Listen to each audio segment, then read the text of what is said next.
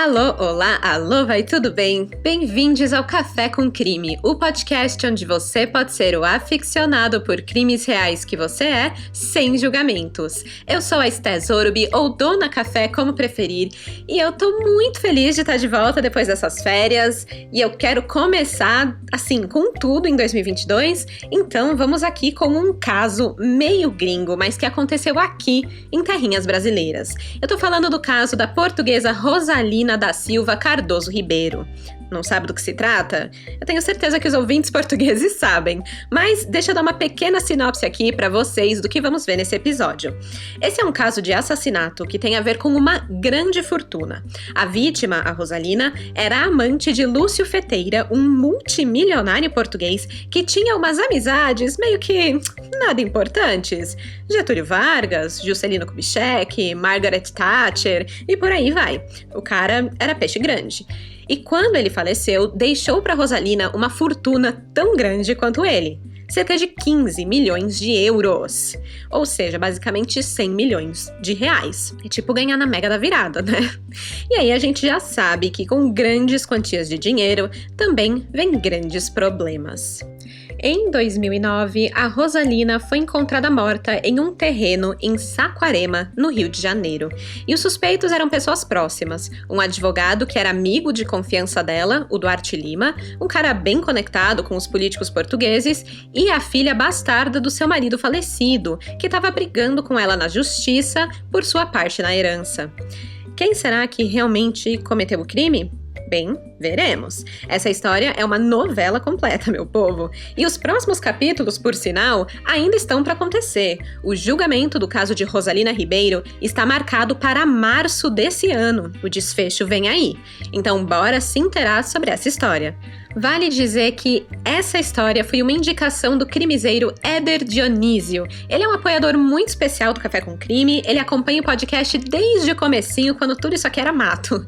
E ele se tornou um apoiador oficial na categoria Evidências, o que dá a ele o direito de furar a fila de sugestões de casos e ter o dele feito aqui agora nesse episódio. A melhor parte é que ele escolheu um caso meio que de explodir a cabeça, né? É muito bom. E eu tô muito feliz de estar realizando esse pedido do Éder aqui no Café com Crime. Valeu demais pela sugestão e pelo apoio, Éder. E se você ainda não conhece as formas de apoiar o Café com Crime, senta que lá vem merchan. O jeito mais fácil de apoiar sem precisar pagar nada é escutando o podcast na Orelo. A Orelo é a única plataforma de áudio que paga os podcasters por cada play que você dá. É uma plataforma totalmente gratuita para você. Então, vai escutar o Café com Crime por lá, que já é uma baita ajuda para Dona Café aqui. Além disso, você pode apoiar financeiramente o podcast pela Orelo também. É uma espécie de assinatura mensal que vem com certos benefícios. Por exemplo, na categoria de R$5, você ganha acesso a episódios exclusivos. Com R$10, você pode fazer parte do grupo de crimezeiros no WhatsApp. E de 20 para cima, você pode furar fila e ter o caso que você quiser se transformar em um episódio, que é o que está acontecendo hoje aqui com o Éder. Eu vou deixar todas essas informações e também o link da Orelo na descrição desse episódio para você poder ter acesso fácil e decidir se você quer se tornar um crimezeiro oficial do Café com Crime e apoiar pela Orelo. E com isso... Ai, gente, eu tava com muita saudade de falar isso. Bora começar do começo?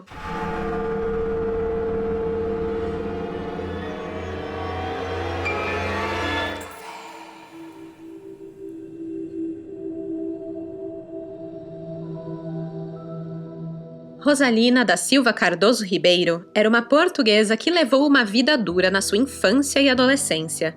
Ela vinha de uma família pobre e, como sempre viveu em ambientes com gente mais velha, se dedicava a cuidar dos familiares doentes.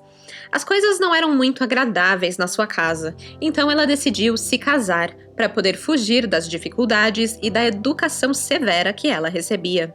Aos 19 anos, se casou com um industrial que era 41 anos mais velho que ela. Pois é, o cara tinha 60 anos e casou com a Rosalina, de 19. Muita gente chamou Rosalina de interesseira e oportunista por conta desse casamento. Mas ela não estava nem aí. O seu objetivo tinha se cumprido. Ela conseguiu sair de casa. Depois que o marido morreu, num curso natural da vida, ela ainda tinha a vida toda pela frente. E foi nessa época que ela começou a trabalhar como secretária de um empresário riquíssimo chamado Lúcio Tomé Feteira. Quando eu digo riquíssimo, eu quero dizer que ele chegou a estar entre o top 10 homens mais ricos do mundo, sendo que era dono da sexta maior fortuna na Europa. Mas antes disso, o Lúcio Feteira tinha sido um fracassado. Na década de 40, ele tentou derrubar um ditador português, o Antônio Oliveira Salazar, e ele fracassou. E além de fracassar, ele foi obrigado a fugir de seu país, lá de Portugal. E foi aí que ele veio parar onde? Aqui, né, minha gente? Brasilzão, a terra favorita de todos os fugitivos. Aqui ele acabou se tornando amigo de outro ditador, o Getúlio Vargas. Eu não sei como, mas foi uma amizade muito frutífera para o Lúcio. Em 1945, o ditador brasileiro deu exclusividade a ele na produção nacional de vidros, isso por 10 anos exclusivos para ele. E ele, além disso, triplicou os impostos de importação desse setor. Ou seja, foi tipo, fica rico aí, amiguinho. Com isso, o Lúcio Feteira montou 2 fábricas de vidro em São Paulo e Niterói e ainda controlava, aqui do Brasil, os seus negócios em Portugal, Angola e nos Estados Unidos.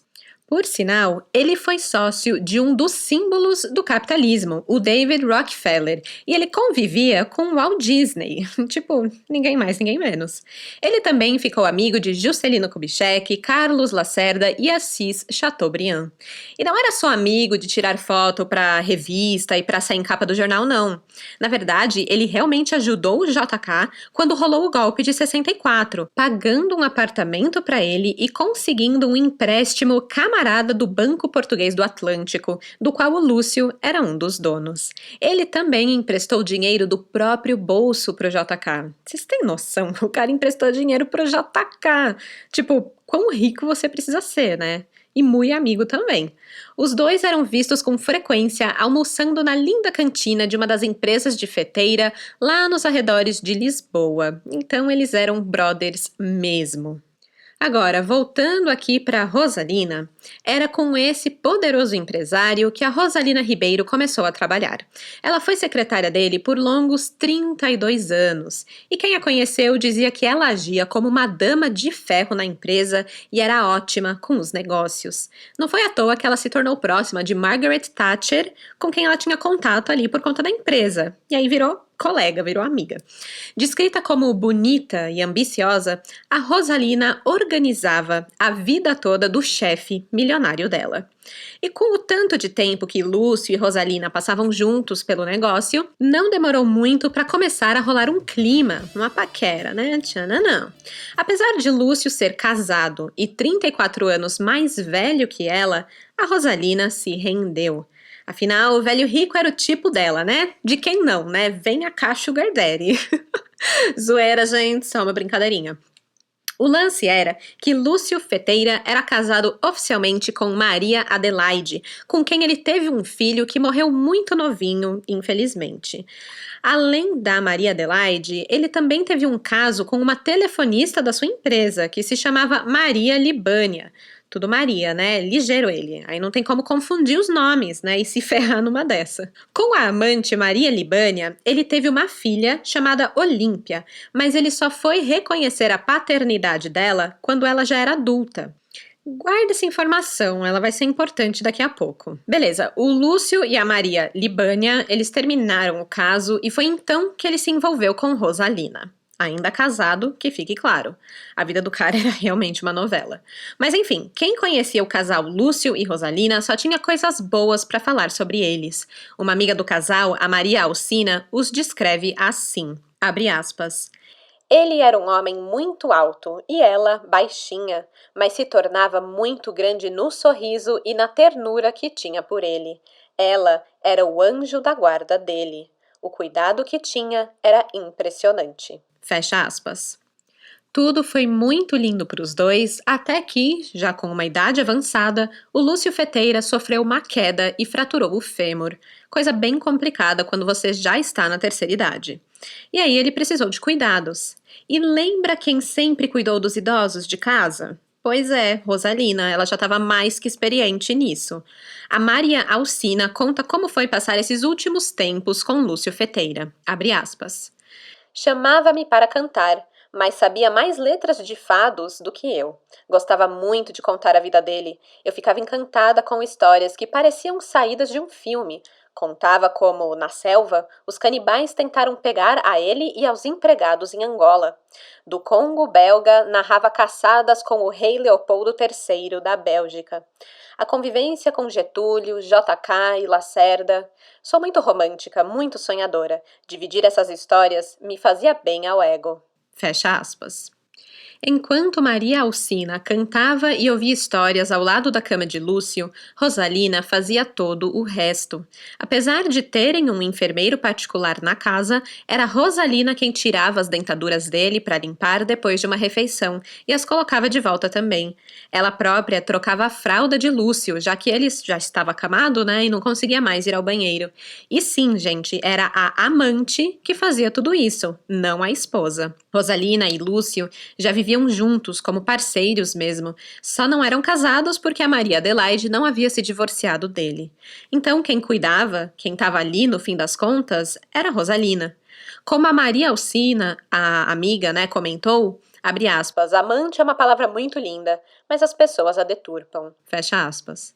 No final dos anos 2000, aos 98 anos, Lúcio Feteira morre por conta da sua idade e condição de saúde. E é aqui que começam todos os conflitos. Ao morrer, Lúcio deixou uma fortuna em 4 continentes. Em valores atuais, ela chega a 2,4 bilhões de reais. Bi, minha gente, B de banana, de bosta porque não sou eu, bilhões. Sendo 340 milhões em bens aqui no Brasil. O cara também não era bobo nem nada, então ele deixou um testamento feito. Ele determinou que 1/3 de seus bens fosse destinado à primeira mulher, a Maria Adelaide, e 1/3 à única filha que ele teve, a Olímpia, né, que era a filha dele com a primeira amante. O terço restante seria dividido entre Rosalina, a segunda amante, ela receberia 15% dessa fatia, enquanto uma sobrinha que ajudou o Lúcio no final da vida receberia 5%, e uma fundação de nome Família Feteira, a ser criada ainda, ficaria com os 80% restantes dessa terceira parte do dinheiro.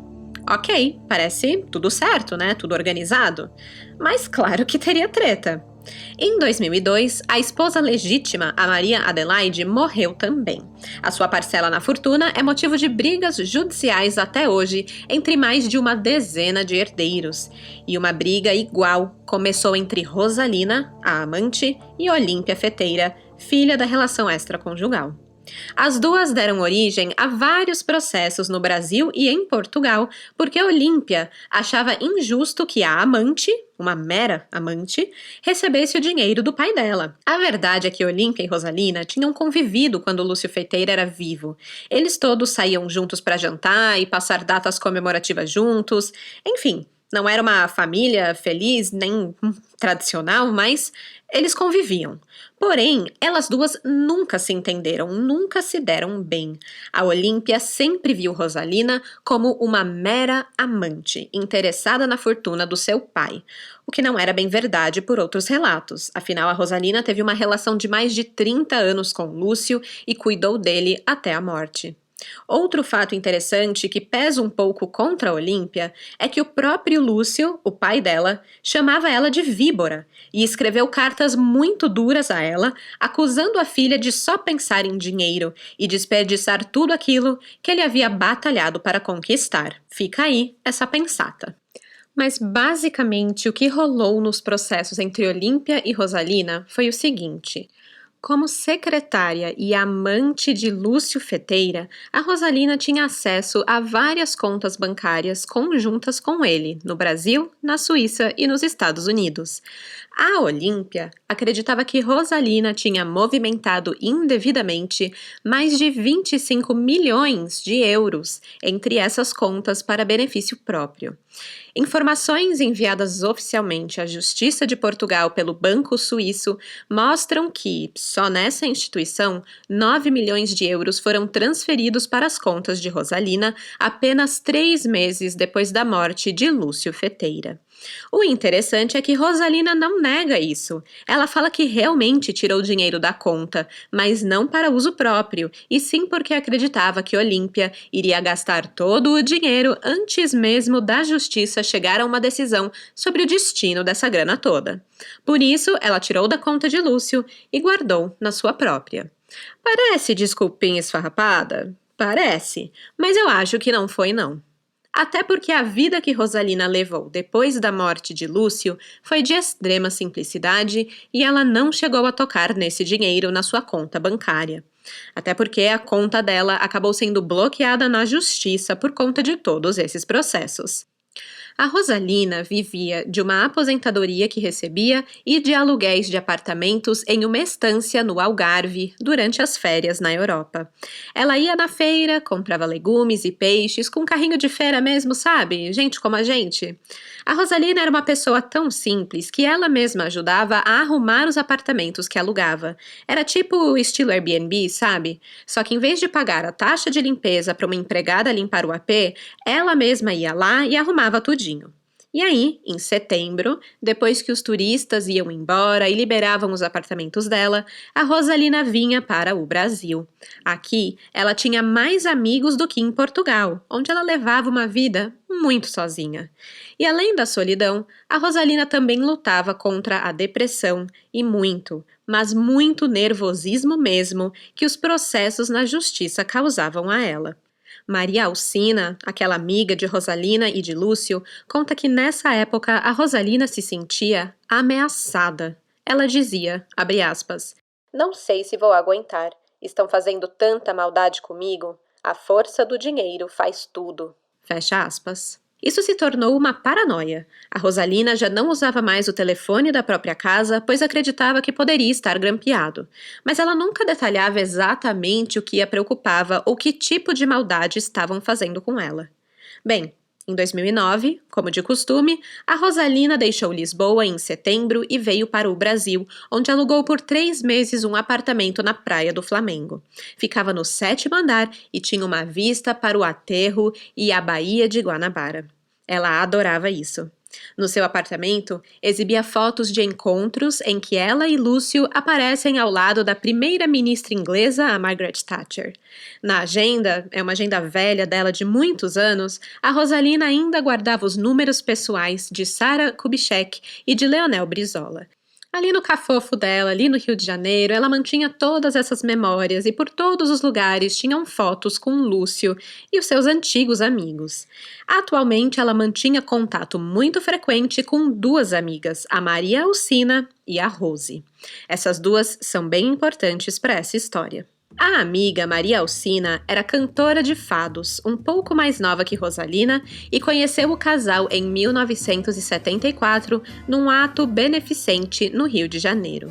Ela também era portuguesa, mas morava na capital fluminense desde os 14 anos.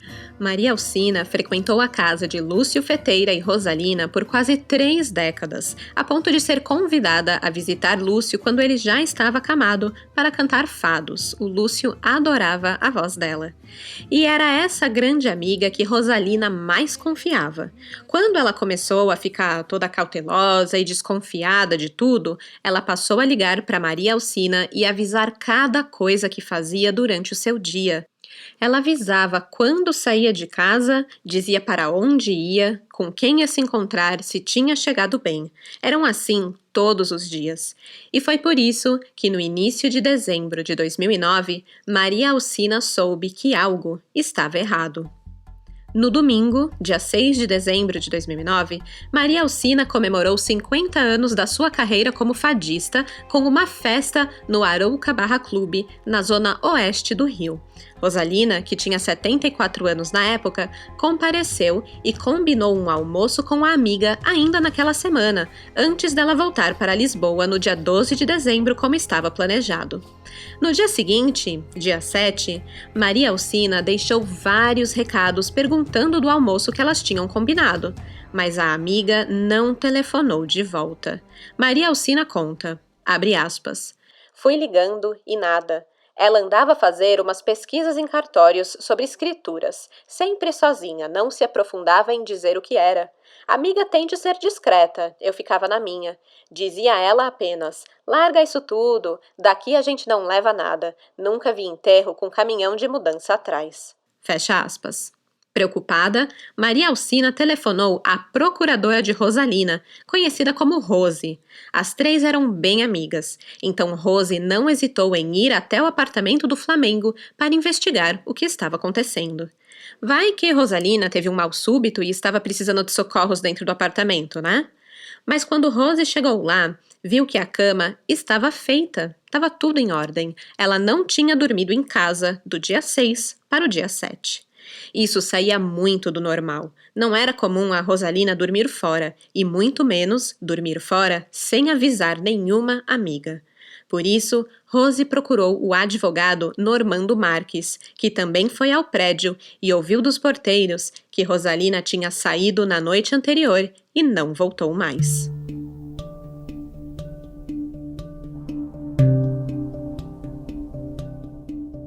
Era verdade que ela tinha saído, e isso as amigas sabiam.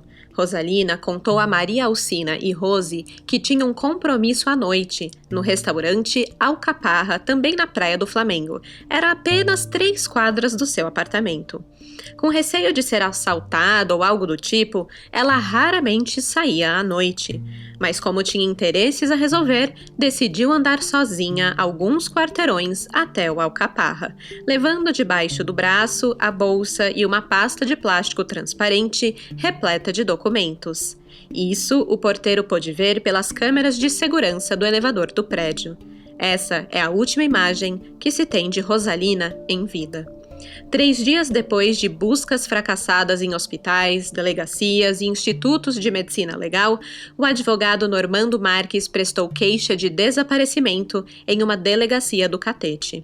Maria Alcina e Rose espalharam pelo bairro do Flamengo cartazes com foto de Rosalina e a legenda "Desaparecida". E aí, claro, né, que vai ter fofoqueiro especulando que Rosalina tinha partido escondida para gastar o dinheiro da herança do Lúcio. As Marias Fifi estavam tudo acreditando que ela estava em algum recanto paradisíaco ostentando os milhões dela. Mas a Maria Alcina tinha certeza que esse não era o caso. Ela conhecia bem a amiga e precisava encontrá-la, pois algo estava muito errado. Maria se lembrou de uma sobrinha de Lúcio Feteira que era casada com um economista que foi do Ministério da Fazenda e era próximo do governador Sérgio Cabral. Ela decidiu então contar para ele sobre esse caso. E assim, no dia 16 de dezembro, quando o desaparecimento completava 9 dias, o caso saiu da delegacia do Catete para a recém-criada Divisão de Homicídios. Alertado pelo economista amigo, o Sérgio Cabral pediu empenho à cúpula da Segurança Pública do Estado. 3 dias depois de a Divisão de Homicídios ser incumbida do caso, souberam de um cadáver encontrado numa estrada de terra no município de Saquarema.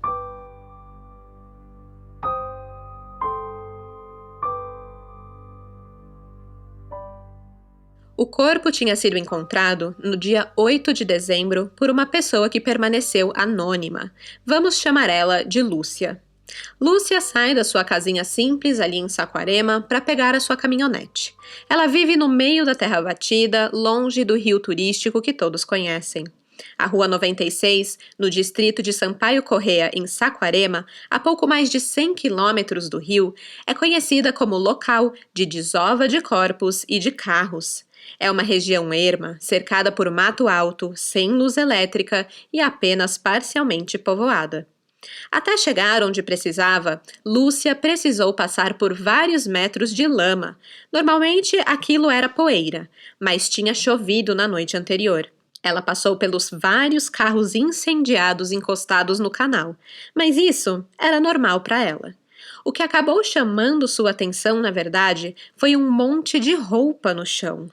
De longe, Lúcia percebeu que tinha o formato de um corpo. Alguém deitado sem se mexer depois de uma noite de chuva intensa num local deserto onde existiam poucas casas? É meio difícil. E aí já subiu aquela sensação de eita, encontrei um corpo. Eu não sei que sentimento é esse, mas deve ser algo bem específico de se sentir, né? Quando Lúcia se aproximou, viu que estava certa. Era um cadáver. Chamou a polícia. Quando a equipe chega ao local do crime, os especialistas começam a anotar as condições em que o corpo foi encontrado.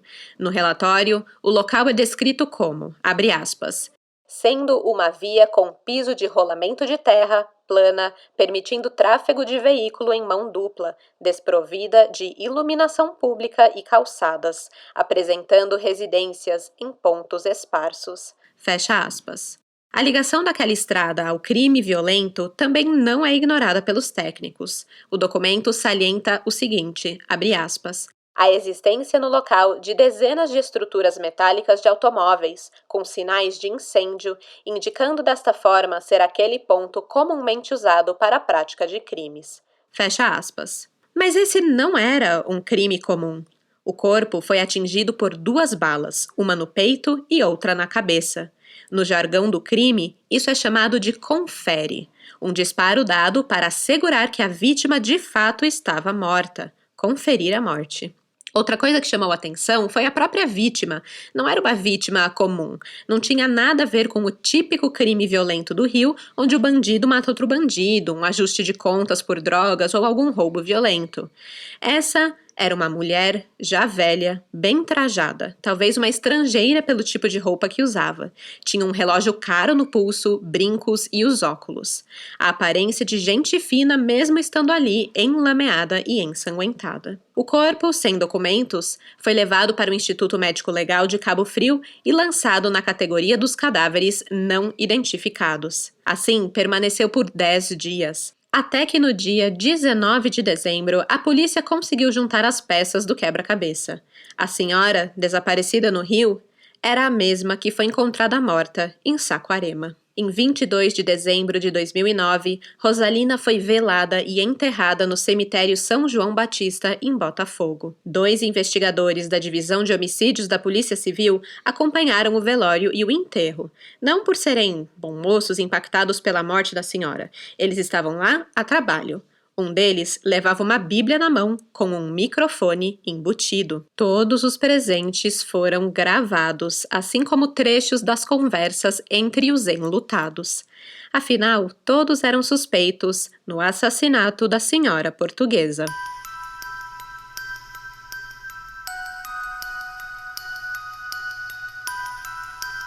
A suspeita mais óbvia era aquela pessoa que vinha tirando o sono e a paz de Rosalina, Olímpia Feteira, a filha de Lúcio Feteira com a primeira amante, com quem Rosalina travava uma pesada disputa judicial pela herança. E para quem ouviu aqui o episódio da viúva da Mega Sena, ou qualquer outro que envolva muita grana, a gente sabe que fortunas e heranças podem muito bem acabar em assassinato. Então a polícia quis conversar com Olímpia e ela prontamente atendeu o pedido. Olímpia, que morava em Portugal, fez questão de vir ao Brasil prestar depoimento aos policiais. Ela afirmou que não era de seu interesse que Rosalina fosse morta. Ela queria que ela respondesse na justiça pelos desvios da herança de seu pai. Mas chamou a atenção dos investigadores que Olímpia fosse acompanhada em seus deslocamentos pelo Rio de Janeiro por 3 policiais militares e um agente do Corpo de Bombeiros. Pra que tudo isso, né? Os gringos pensam que o Rio de Janeiro é tão perigoso assim? Não podia ser só isso. Então a equipe de policiais investigaram. Os seguranças de Olímpia tinham sido indicados pelos advogados de Olímpia, que por sinal eram de uma das advocacias mais caras do Brasil. Achando isso meio suspeito, os investigadores conseguiram a quebra do sigilo telefônico e passaram a seguir, realizando plantões em frente às casas e aos locais de trabalho dos seguranças de Olímpia, enquanto esteve no Brasil. Depois de algum tempo, não conseguiram encontrar nenhum indicativo de que Olímpia pudesse ter participado do assassinato de Rosalina. A barra de Olímpia estava limpa.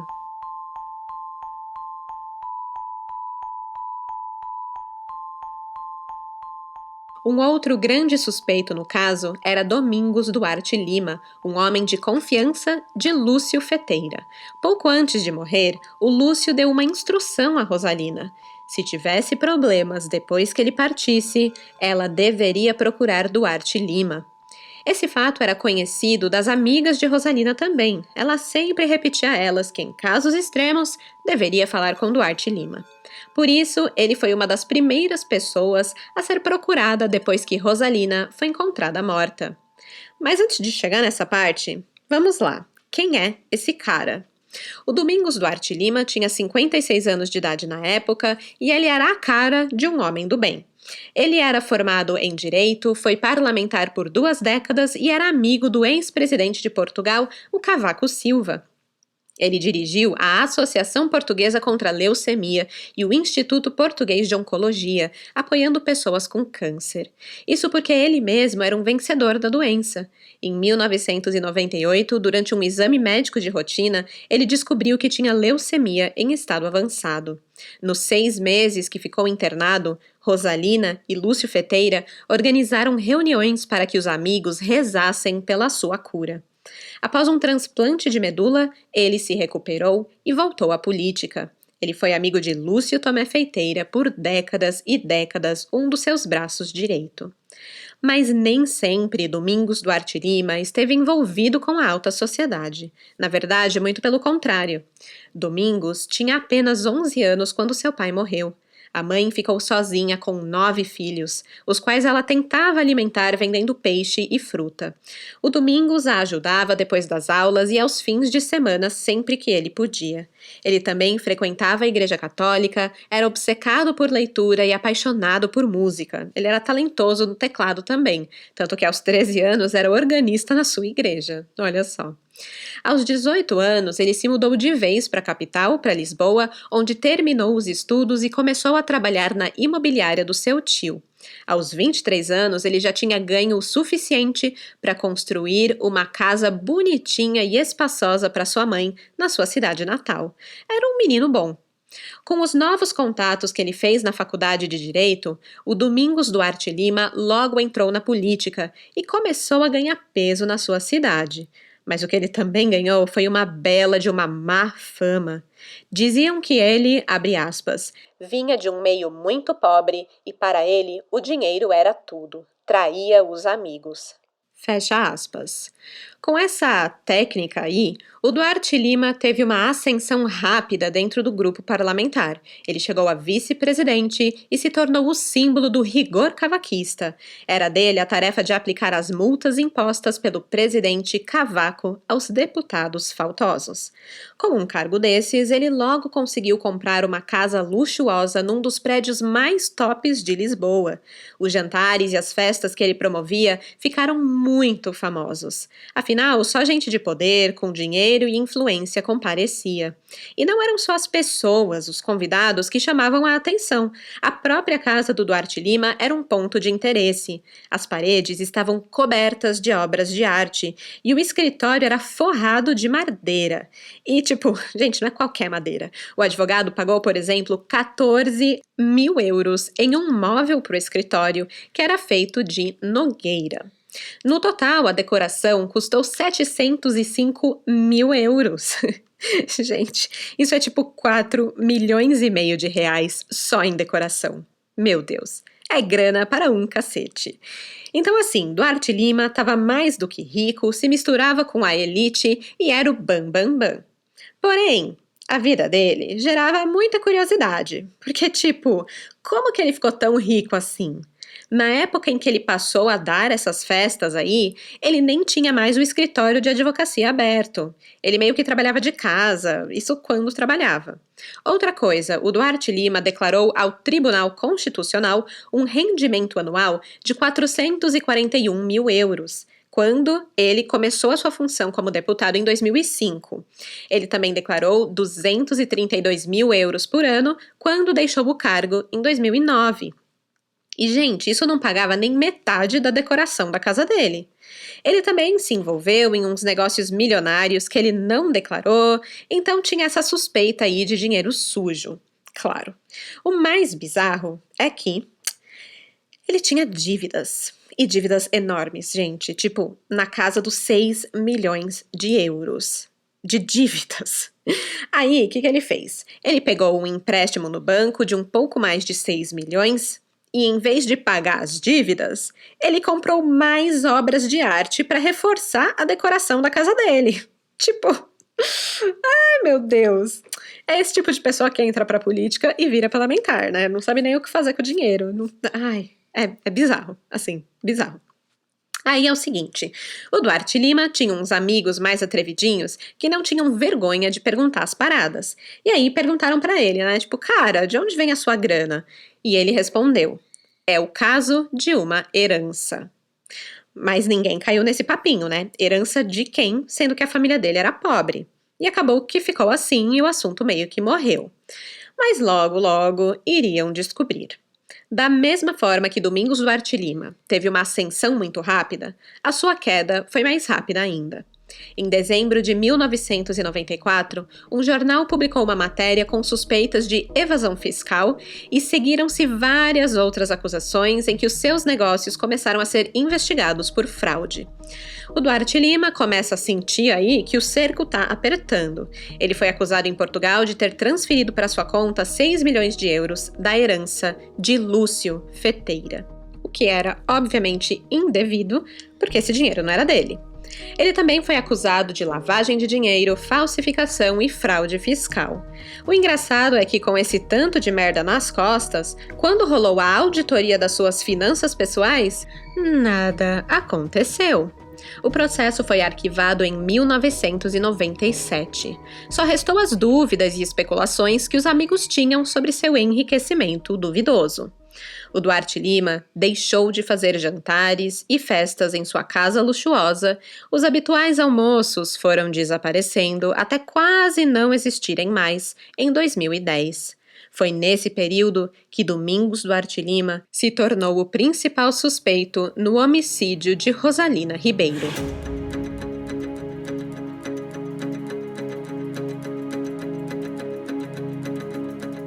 2010 não foi um bom ano para Duarte Lima. Enquanto era investigado por fraude em Portugal, no Brasil era investigado no caso do assassinato de Rosalina Ribeiro.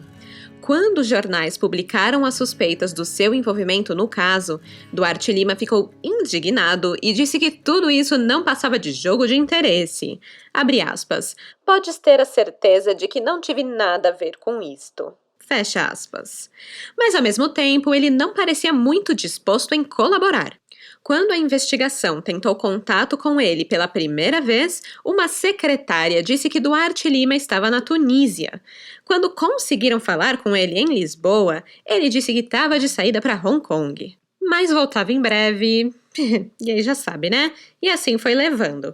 Até que, finalmente, Duarte Lima enviou um fax à delegacia contando sobre a última vez que viu a amiga Rosalina Ribeiro. Ele afirmou no documento que esteve em Belo Horizonte na primeira semana de dezembro, quando Rosalina pediu a ele que fosse ao Rio para discutir assuntos relativos ao espólio de Lúcio Feteira. Ele acrescentou que se encontrou com ela na noite do seu desaparecimento. Ele tinha buscado ela em casa e conversaram por meia hora. No final do encontro, Rosalina disse que tomaria um táxi até Maricá, onde teria uma reunião sobre alguns terrenos de Lúcio com uma tal de Gisele. O Duarte Lima disse que ofereceu carona, já que esse lugar ficava a mais de 50 quilômetros do Rio e ele não queria a amiga idosa sozinha essa hora da noite. Lá pelas 10 horas da noite, eles chegaram em Maricá e Duarte Lima disse que Gisele estava aguardando em frente ao Hotel Jangada, ao lado de um Honda cinza. Ele a descreveu como uma mulher loira, de estatura mediana, que aparentava ter entre 45 e 50 anos e usava um óculos de aros escuros. Rosalina a tratava com muita familiaridade, por isso Duarte Lima ficou tranquilo que a amiga estava em boas mãos e retornou para o Rio de Janeiro. Logo em seguida, ele voltou para Belo Horizonte, onde estava anteriormente, e então seguiu viagem para Lisboa. Como vocês podem ver, esse fax tinha muitos detalhes e acabou impressionando a polícia carioca, exatamente por todas as minúcias que ele colocou nessa história. Mas havia uma afirmação de Duarte Lima que contradizia o que todos os amigos de Rosalina diziam. Ele escreveu no fax, abre aspas, apesar de saber que a senhora Rosalina é uma pessoa muito reservada sobre sua vida, nem sempre dando conhecimento, mesmo aos mais próximos, dos seus atos e dos seus passos, achei estranha essa ausência de casa. Fecha aspas. Todas as amigas de Rosalina, no entanto, insistiam que Rosalina narrava cada passo que dava, ao contrário do que afirmava Duarte Lima. Fica aí essa pulga atrás da orelha. Continuando a investigação, os peritos realizaram buscas no apartamento da Rosalina, na Praia do Flamengo. Recolheram diversas agendas, anotações, extratos bancários, contas telefônicas, documentos imobiliários e 3 aparelhos celulares. E mesmo nesse tanto de coisa, eles não encontraram quaisquer referências a Gisele alguma. Isso por si só já era bem estranho, considerando que Rosalina anotava tudo o que fazia e com quem falava. Nem no celular da Rosalina tinha o contato da tal Gisele. Uma coisa que notaram também é que as malas de viagem de Rosalina estavam abertas em cima da sua cama. Ela estava para retornar para Portugal, já tinha começado a arrumar as suas coisas e do nada parou. Ficou tudo ali como ela deixou, como se tivesse sido interrompida nessa atividade. A justiça também quebrou o sigilo telefônico do seu telefone fixo e dos celulares. Na noite de seu desaparecimento, Rosalina recebeu 4 ligações, às 4h20 da tarde, às 6h15, depois às 7h48 e às 7h51 da noite. E tudo de um mesmo celular. O número do aparelho era de um celular pré-pago de origem portuguesa e proprietário não registrado. A última ligação durou apenas 21 segundos e foi feita 8 minutos antes de Rosalina ser filmada descendo no elevador. Então, os investigadores deduziram que era a pessoa com quem ela iria se encontrar naquela noite, avisando que já estava ali nas redondezas do prédio que ela podia descer. No caso, seria Duarte Lima. Mas, para ter certeza, eles rastrearam também o celular pessoal de Duarte Lima. Descobriram que ele tinha feito ligações no Rio de Janeiro, no bairro do Flamengo, onde vivia Rosalina, e em Copacabana, onde ele se hospedou. O número de celular, que era de propriedade desconhecida até então, que ligou para Rosalina 4 vezes, foi usado sempre em locais próximos de onde esteve Duarte Lima. E assim, os investigadores puderam concluir com tranquilidade que os 2 celulares foram usados pela mesma pessoa, Domingos Duarte Lima. Com essa suspeita, policiais novamente entraram em contato com ele em Portugal e tiveram uma conversa de mais ou menos 1 hora de duração que foi gravada. Ao ser perguntado se ele tinha alugado algum carro no Brasil, o Duarte Lima disse que sim, mas aí foi evasivo. Ele dizia que não se lembrava do nome da locadora, não sabia o modelo do carro, que cor era, onde alugou, não sabia de nada. Ele ainda disse que tinha usado o carro para se encontrar com Rosalina, mas ele não se lembrava nem o nome do restaurante onde eles se encontraram. Os policiais perguntaram se ele tinha estacionado o carro na garagem do hotel, mas ele disse que não, que preferiu parar na rua. Tipo, quem que prefere parar na rua, gente? Quando você está hospedado num hotel, pode parar na garagem do hotel de graça. Mas enfim, Duarte Lima ainda conta que foi nesse carro que ele deu carona para Rosalina até Maricá e que depois disso voltou de carro a Belo Horizonte, onde fez a devolução do mesmo. Pelo menos os investigadores sabiam por onde o carro tinha passado e mais ou menos em que horário. Então, analisaram todos os radares entre a ponte Rio-Niterói e Maricá entre as 8 e 11 da noite do dia 7 de dezembro. Do tanto de carro que surgiu, eles afunilaram a busca pegando apenas placas de carros de empresas de aluguel ou de Belo Horizonte.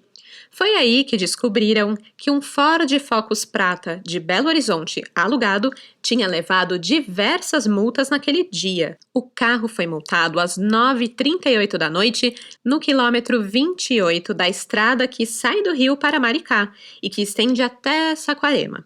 Às 10h37, o mesmo carro recebeu outra multa, só que no sentido de volta ao Rio, ou seja, 1 hora se passou entre a primeira e a segunda penalidade. Os policiais refizeram várias vezes o trajeto entre o local que o radar registrou a infração e o ponto em Saquarema onde foi encontrado o corpo de Rosalina. E aí, perceberam que o tempo seria suficiente para ir ao matagal e voltar à rodovia. Na mesma noite, o carro recebeu 2 outras multas, uma ainda na cidade do Rio e outra na chegada a Maricá. A pessoa estava com pressa, hein? O mais curioso é que no dia 6 de dezembro, na véspera do crime, esse Ford Focus foi multado às 4h30, depois às 4h37 e às 5h07. Tudo isso na parte da tarde. Essa última multa foi registrada na estrada para o distrito de Sampaio Corrêa, já em Saquarema, onde foi encontrado o corpo. Isso foi o suficiente para os policiais decidirem procurar o dono do carro. Ele pertencia a uma pequena locadora chamada Locacar, com sede no centro de Belo Horizonte. A empresa apresentou documentos de quem alugou o carro naqueles dias e, para surpresa de 0 pessoas, Domingos Duarte Lima. A locadora também informou que o ex-deputado português pagou 7 multas por excesso de velocidade e ainda o reembolso dos tapetes dianteiros do veículo, que não foram devolvidos. O que aconteceu nesses tapetes? Não sei, não sabemos, nunca foram encontrados, mas eu chuto que poderia ter sangue ou alguma outra evidência que o ligasse diretamente ao crime. Bem, como se o carro e diversas multas não fosse evidência suficiente. Por sinal, uma das multas foi decisiva para a polícia suspeitar de Duarte Lima. Foi uma multa aplicada no Ford Focus num ponto a apenas 8 minutos do local do assassinato, na véspera do crime. Com isso, passaram a suspeitar que Duarte Lima tinha ido a Saquarema em 2 dias seguidos, na primeira vez, para buscar um local ideal para o crime, na segunda, para ali matar Rosalina. Para eliminar qualquer chance de Rosalina realmente ter ido a Maricá se encontrar com uma amiga, os investigadores foram até o Hotel Jangada, onde Duarte Lima disse que deixou a Rosalina com Gisele. No Jangada, obviamente, não encontraram nenhum registro da Rosalina ou de nenhuma Gisele. As câmeras internas não filmaram a chegada delas e de Duarte Lima. A conclusão? Ele não entrou em Maricá e Gisele não existe. Com isso, o delegado Edson Henrique Damasceno, que comandou a investigação, estava decidido. Tudo apontava para Duarte Lima. E assim, a prisão preventiva do ex-parlamentar português foi pedida.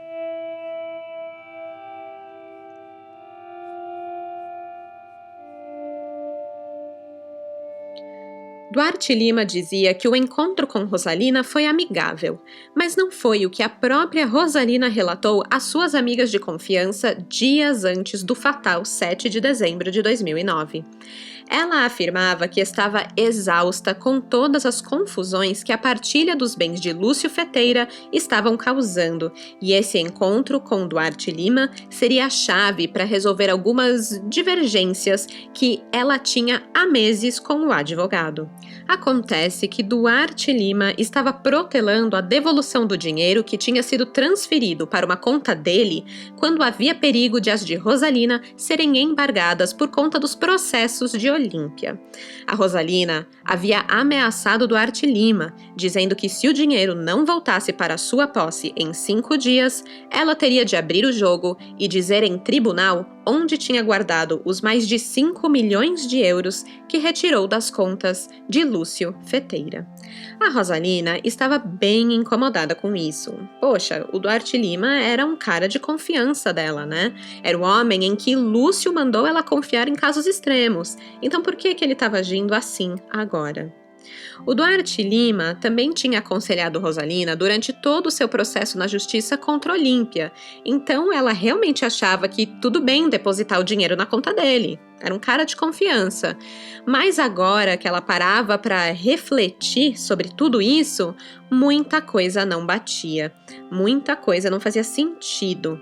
E aí, com toda a sua cautela e desconfiança que ela já tinha, né, estava vivendo essa paranoia, o Duarte Lima passou a fazer parte das pessoas em quem ela não confiava.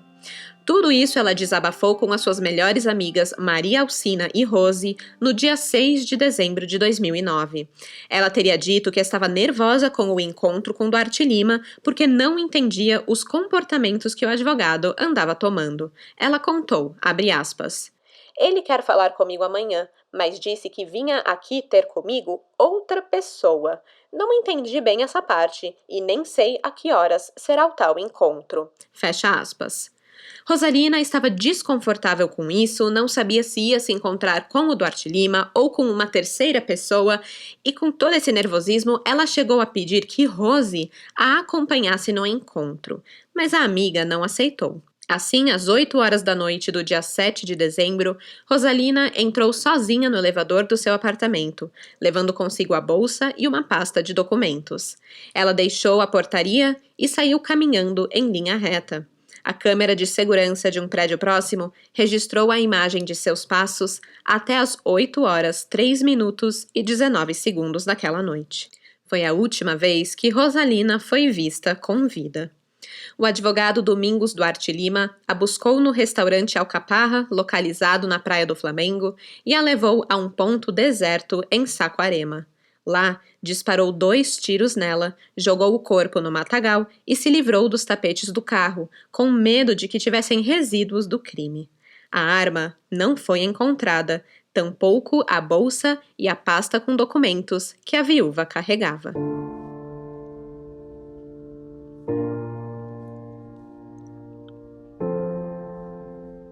Na única entrevista que concedeu sobre o assassinato, Olímpia Feteira disse que Rosalina deu mais trabalho morta do que viva e complementou, abre aspas, "Por mais que procure pessoas interessadas em calar a Rosalina, não encontro outra pessoa que não seja Duarte Lima. Existe um papel que Rosalina deveria assinar." Fecha aspas. Acontece o seguinte. Meses antes do crime, a justiça portuguesa havia recebido um comunicado da União dos Bancos Suíços esclarecendo que parte do dinheiro do espólio de Lúcio Tomé Feteira havia sido transferido por Rosalina para uma conta de Duarte Lima. Segundo a Olímpia, Rosalina teria tido ajuda de Duarte Lima para desviar 9 milhões de uma conta do seu pai para um banco da Suíça, e desse total, 5 milhões de euros foram parar em uma conta de Duarte Lima. Pouco antes da morte de Rosalina, Duarte Lima vinha pressionando a senhora a assinar uma declaração dizendo que a transferência de mais de 5 milhões de euros que ela fez para uma conta dele seria referente a pagamento de honorários e que ele não devia nada a ela. Basicamente, um documento dando permissão para ele ficar com parte da herança dela. E aí, a gente lembra que ele falou lá para os amigos ricos em Portugal que tinha enriquecido por conta de uma herança. Agora faz sentido, né? E tem outro ponto que Olímpia levanta. Não faz sentido esse pagamento de 5 milhões em honorários porque o Duarte Lima nunca atuou como advogado de Rosalina. Eram apenas amigos. Duarte Lima só se manifestou uma vez na imprensa portuguesa sobre a acusação de assassinato de Rosalina. Ele disse, abre aspas, "Há uma tentativa de eliminação do seu advogado, da pessoa que a defendeu durante 9 anos, da eliminação dessa pessoa do ponto de vista moral, do ponto de vista do caráter e do ponto de vista psicológico. A investigação policial é complexa. Falamos de um crime cometido no âmbito de uma herança com interesses poderosíssimos e em conflito. Muitas vezes não são só interesses dos herdeiros diretos, podem ser interesses de terceiras pessoas. E a própria polícia tem dito que a linha de investigação que está a seguir é muito complexa. Não compete a mim fazer investigação. A mim compete dar para a investigação as informações que eu tenha disponíveis e que possam ser relevantes." Fecha aspas. Ou seja, ele simplesmente tirou dele da reta, falou que era muita grana, tinha muito herdeiro, direto e indireto, querendo isso, então que eles deveriam investigar essas pessoas, que ele era apenas o advogado e não tinha nada a ver com isso. Mas, né? Só que não. A promotora que pediu a prisão preventiva de Duarte Lima afirmou que o crime foi cometido por motivo torpe. Abre aspas. O denunciado matou a vítima justamente porque ela não quis assinar declaração no sentido de que ele não possuía qualquer valor transferido por ela, o que demonstra sua ausência de sensibilidade e sua depravação moral. Fecha aspas. Apesar da prisão preventiva ter sido decretada aqui no Brasil, não foi por esse motivo que ele foi preso em Portugal. No dia 17 de novembro de 2011, ele foi preso por fraudes contra um banco que teria sido lesado em mais de 40 milhões de euros. Ele é acusado também de falsificação, tráfico de influência e fraude fiscal. E aí, complicou tudo, porque ele não podia ser extraditado para o julgamento aqui no Brasil. Então, meio que o caso de Rosalina Ribeiro ficou parado. Em 2014, Domingos Duarte Lima foi condenado pelo Tribunal de Portugal a uma pena de 10 anos de prisão por crimes de lavagem de dinheiro e fraude. Ele ficou detido na prisão de Carregueira, em Sintra. E aí, em 2020, novidades aconteceram. A Justiça de Portugal aceitou fazer o julgamento de Duarte Lima no caso referente ao assassinato de Rosalina Ribeiro. Como estamos falando de um cidadão português que cometeu um crime contra uma cidadã portuguesa, mas em solo brasileiro, o processo todo foi bem complexo. O lance é que Duarte Lima não poderia ser julgado no Brasil porque estava preso em Portugal, e não seria julgado em Portugal porque o processo foi investigado no Brasil. Ou seja, é a fórmula perfeita para um assassino sair impune, né? Sem julgamento. O caso chegou a ser encerrado pela Justiça Brasileira em 2020 por entenderem que não seria possível ter uma extradição e condenação do acusado aqui no Brasil, e que isso deveria ser de responsabilidade de Portugal. Então, o processo fez uma longa viagem do Rio de Janeiro, onde o caso foi aberto, até Brasília, onde foi fechado, e então transferido para a Procuradoria-Geral da República Portuguesa em Lisboa. Depois de 11 anos de recursos na Justiça Brasileira, alguns dos quais foram interpostos pela defesa do Duarte Lima, né, para tentar travar essa transferência para Lisboa, porque, obviamente, eles queriam que o caso continuasse fechado aqui no Brasil, né? Enfim, depois de todo esse rolê, em março de 2020, o processo chegou ao Superior Tribunal de Justiça e foi aceito pelo juiz. O julgamento do ex-deputado português deve ter início em 9 de março de 2022, no Juízo Central Criminal de Sintra. Ficaremos atentos. E esse, crimezeiros, é o triste caso da portuguesa Rosalina Ribeiro. Para os curiosos que estão aí se perguntando o que aconteceu com a parte da herança de Rosalina, aqueles 100 milhões de reais, sabe? Então, virou patrimônio português. Pois é, foi declarado no processo o seguinte, abre aspas.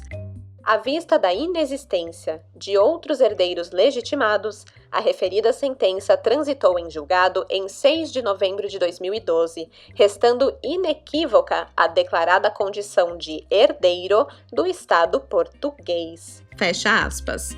Pois é, o Estado português virou herdeiro da grana toda. Imagina a Olímpia, que estava há anos brigando com a Rosalina na justiça por esse dinheiro, e aí do nada é do Estado, né? Como que você vai brigar com o Estado? Já era, perdeu. Era uma vez, hasta lá vista. Bem, amanhã, quinta-feira, eu vou colocar no Instagram todas as fotos desse caso. E, gente, vai lá ver, porque assim, a Rosalina, ela parece ser uma querida, dá vontade de apertar, de pôr num potinho. Ela tem muito carinha de vovó, que cozinha muito bem e faz docinho pros netos, sabe? Muito fofinha, sorridente. É uma dor no coração, né? É triste demais você ver uma senhora ter perdido a vida porque um idiota quis comprar milhões em obras de arte pra decorar a casa dele, sabe? É até onde vem a crueldade humana, né? uma vida por decoração. Eu vou pôr foto do Duarte Lima no Instagram também, enfim, segue lá e se você ainda não acompanha, é o @Café com Crime. Mais uma vez eu quero agradecer ao Éder Dionísio pela sugestão desse caso e aproveitar para deixar meu muito obrigada a todos que apoiam o Café com Crime. Eu espero trazer muitas histórias interessantes para vocês esse ano e um feliz 2022 para todos nós. Até a próxima quarta-feira e até lá, não vá a encontros sem mandar a localização para as amigas antes, porque de desgraça já basta esse podcast. Tchau, tchau! Esse episódio foi produzido, escrito e apresentado por mim, Stephanie Zorbi, com edição de áudio de Luigi Calistrato. As fontes de informação utilizadas foram Revista Piauí, Diário Aveiro, Jornal CM, Revista Sábado, Diário de Notícias, Observador Portugal, Extra Globo e processo publicado pelo Superior Tribunal de Justiça.